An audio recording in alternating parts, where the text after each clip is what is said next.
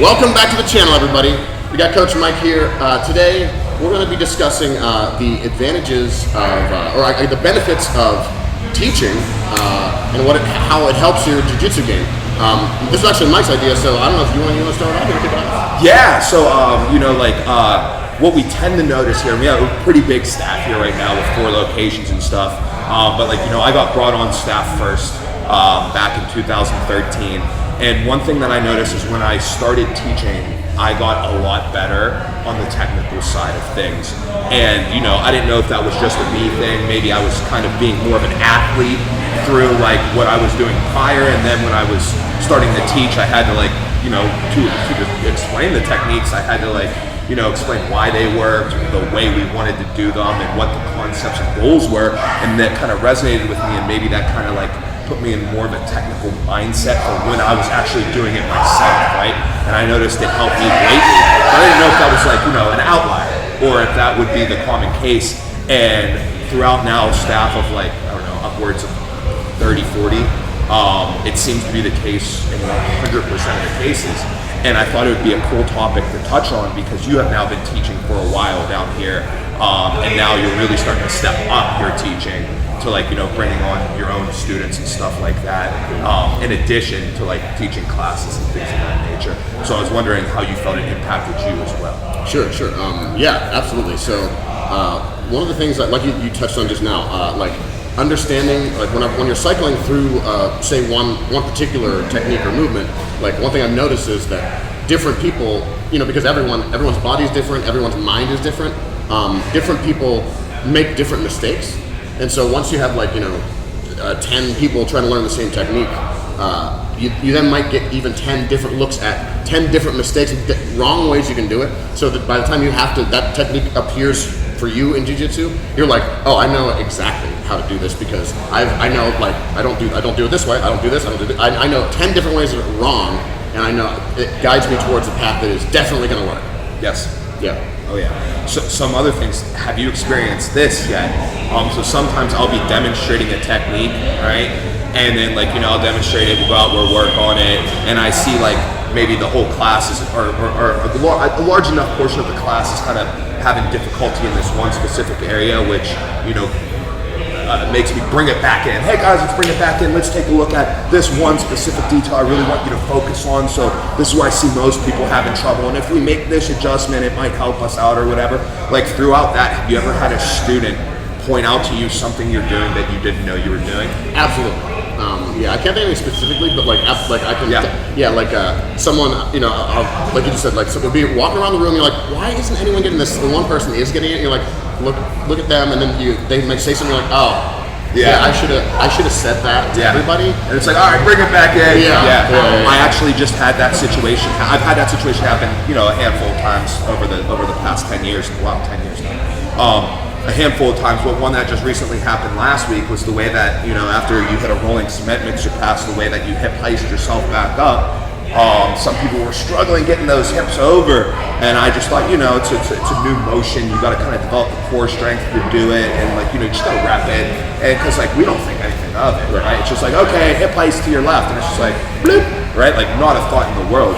But some people who may be newer to the movement may have a learning curve towards it that we don't. Maybe we had it, maybe we never had it. But if we had it, we don't remember having it, right? Because it's been so long and stuff. And he noticed that whenever I was coming up, I was slapping the mat on my way up, and he was like, "Does that help you with your momentum at all?" And I was like, "Bro, I had no idea I was doing that." Because a lot of times I will slap the mat or snap or smack my foot on the ground to get attention in an area. So whenever I'm hitting something or it's nothing to me. I just back in my head, I assume I want you to look here, right? And so and then we brought it in, and it did help some people in that instance as well. Nice. Yeah, I definitely.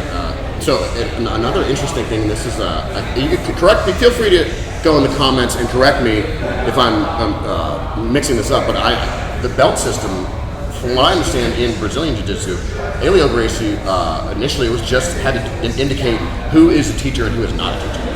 That could be the case. I am unaware of. I don't know. Yeah, because I think there were originally maybe 2 or like 3 belts. I know it was just blue and white. There may have been like a dark blue and a light blue. Yeah.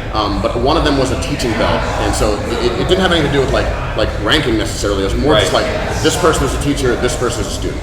Yeah. Wow. That makes a lot of sense. Yeah. I am not aware of that, so I cannot like be like, oh yeah, that's right. But that would make a lot of sense to me. I kind of like that. Sometimes I get like a little like disillusioned with like the ranks and stuff. People maybe put a little too much weight in it. I do see a lot of value in it, but I do see some negatives in it. But yeah, I could definitely get on board with like, you know, that type of scenario there. Here goes another thing that I think would be great to talk, and I know this would be one of our longer videos, but I think it's a really good topic. And maybe we'll even touch on it again in a later video. But when do you think, to reap those benefits of teaching, right? Like, when do you think is like an ideal time to start teaching, right? Like, is there too soon where like, you know, maybe like, because like for example, like to become a teacher at maybe an instructor at your academy or whatever, it's not likely to happen overnight, right? You're gonna have to like, there's a hierarchy of things, right? If there's 40 of us who are already teaching and we're already really good at it, it's gonna get harder to break in, right? You know, but definitely people do break in all the time and stuff. But like, you know, like let's say like I'm a white belt and I've been training for like 3-4 months and I just want to go like, you know, maybe teach my kid at home or my neighbor or my friend just some things. Like, you think that could be helpful, or do you think maybe there could be a part where that's too soon? I think that so I don't think it's ever too soon necessarily. I think that maybe like it's like an indicator for me that I was started to be confident and in like teaching was when people started asking me like what I just did or like what just happened, you know, they're like, I don't know what you just did here, it worked. Yeah. And I feel like Warren always says, like the proof is in the mat, right? Yes. So I think that once you start to have success, then it's like, okay, you know, like that worked. You just did it against someone who's trying to not let you do it. Right. So like I think that's just the only measuring stick for me. It's like if I did some stuff that worked, then yeah, I'll go ahead and tell somebody about it because I just it might not work on like, you know, someone who's like really really good if their skill is higher than mine, but like it did work on someone, and so like maybe even in showing the technique I might notice like, oh, this person actually made a mistake and allowed me to do this thing, so this wouldn't even work normally. Oh yeah, I can see that. Yeah. So, and I think that even comes into like working slowly, which we're going to cover in a different video. Oh yeah. But so yeah, I think that's good. I think the proof is on the mat. It's like, it is. You know, if you want to teach, I think once you start having success and really understanding what's going on, then like go ahead and show other people. You know. I think that's great as far as like teaching too. But here goes something like I think you could like relay information first day one. You come in, you do one class, you go home, you got your brother, your cousin, your friend, your uncle, your parents, whatever.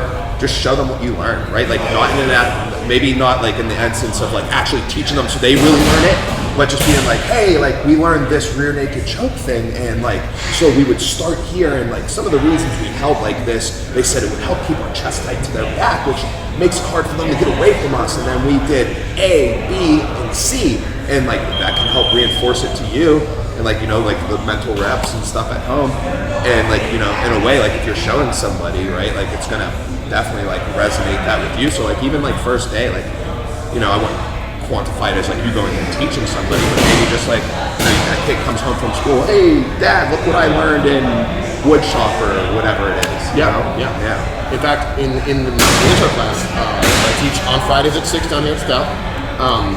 Sometimes with people who have come back to the class more than once, I'll have them like pair them up with somebody who has never been there before and ask them to explain one part of it. Oh wow, that's brilliant. Because then like not only are they kind of processing what the motion is more thoroughly for somebody else, but then if they are forgetting something, now I can see it, and it helps me to be like, no, well, there's also this detail. Don't forget this. That's great. And it's smoothing out my technique as well. So like it's almost like this cascading effect of like teaching, like teaching all the way down. Yeah. I love it. I love it. Wow, I think that's this is a really good one. Yeah. Really good topic. So yeah, I guess get out there and you know, show people what you know. You know, don't be afraid. And if you do something wrong, as long as you're it's fine. As long as you're not being stabbed at by somebody on the street, you know. Yeah, I mean, for sure. Yeah. Here, actually, you know what? I got one more thing. Like, if you do something wrong, maybe you just don't know the most right way yet. For example, rear naked choke. I would say up until about 2020, I was teaching the rear naked choke differently than in which I teach it today, right? And I tell them every time I taught, I just taught it last week. It was part of our fundamentals lesson for our last week in our Jiujitsu curriculum. And I tell them, I'm like, I used to show the anchor on the shoulder, right? Because that's just what I did. And then I learned some better points to anchor, so then I trained it. And I changed how I taught it, you know, to teach it like, you know, I learned how to do it just a little bit better. Let me show you this, right? So now, like, these people who are learning it now, like off of me last week for the first time, they learned it, you know, in a more efficient way than in which I learned it or in which I did it for like my first like 10 years of training or so, you know? So like, yeah, if you're not doing it exactly perfectly, maybe, you know, like you starting somewhere, you'll build to that. Yeah. And it's not like your chokes weren't working before, right? Right, yeah, that's true. So yeah, there's more than one way to do shit. Yeah, I guess pretty much it for this one. Thanks to Coach Mike for being here. Yeah, get out of your house and come down and train.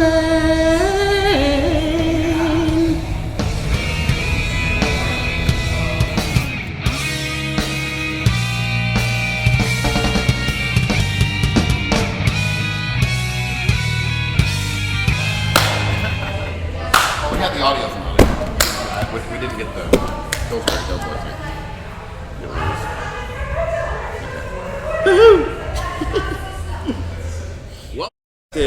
One, two, 3, 4, 5, 6, 7, 8, 9. Hold my breath longer than you. Did I tell you about that dream I had? No, I'll tell you later. After the week.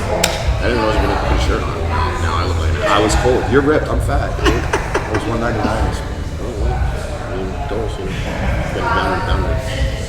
Put this in the other video. Alright. Oh man. So funny. Okay. Welcome to the channel, everybody. Thanks for being here. Got Coach Mike. Let me make sure I'm recording this actually. Glad I checked. I'm a smart man. I checked. Bloopers. Yeah. Oh, we got the audio from it. We didn't get the Pillsbury Doughboy thing. Okay. Woohoo!